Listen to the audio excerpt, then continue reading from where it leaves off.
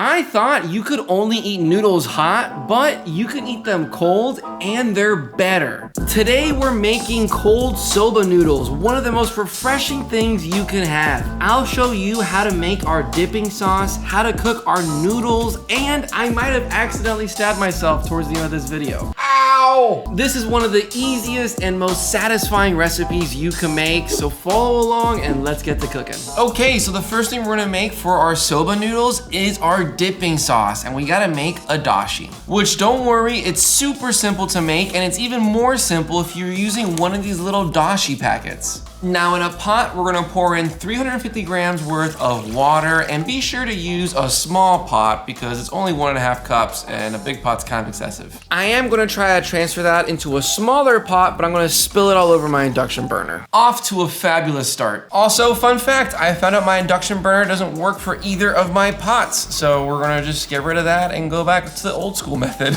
We're off to a really great start. Now we're gonna bring that water to a boil, and then I'm gonna toss in 1 packet of our dashi powder, mixing it in thoroughly before throwing in 118 grams worth of light soy sauce and 118 grams worth of mirin, as well as 1/4 teaspoon of sugar. Give it one final mixing, and that is gonna be our dipping sauce for our soba noodles. Give it a taste to see how it is, which, spoiler alert, it's really good. Ooh, that tastes really good.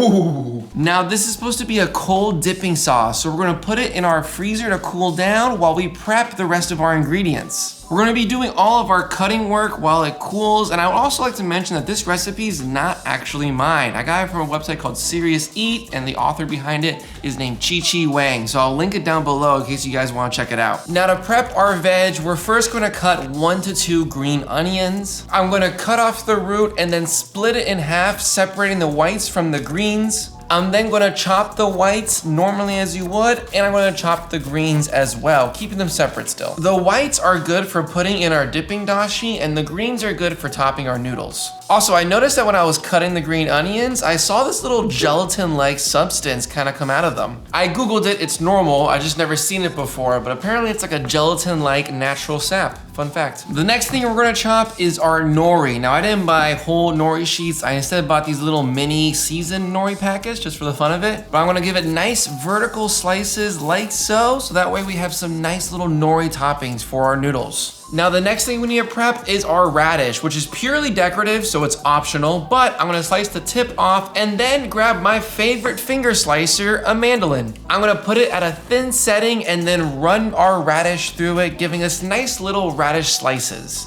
Now that's it for our cutting work, and now it's time to make our soba noodles. And if you're liking this video, I would appreciate a like and subscribe. Either way, here we go. We're gonna grab a medium-sized pot, preferably the one you used earlier, but I wanna use a bigger one here to fit the noodles, so I guess I'll be cleaning 2 pots instead of 1. Now in that pot, you're gonna pour in 4 to 6 cups of water and then set it to high heat so we can get a boil. Now the noodles we're using here are called soba noodles, and we're gonna need about 2 bundles for this recipe. Now once your water is boiling, we're gonna toss in our soba noodles, and please be careful when cutting off that little piece of paper because I accidentally stabbed myself.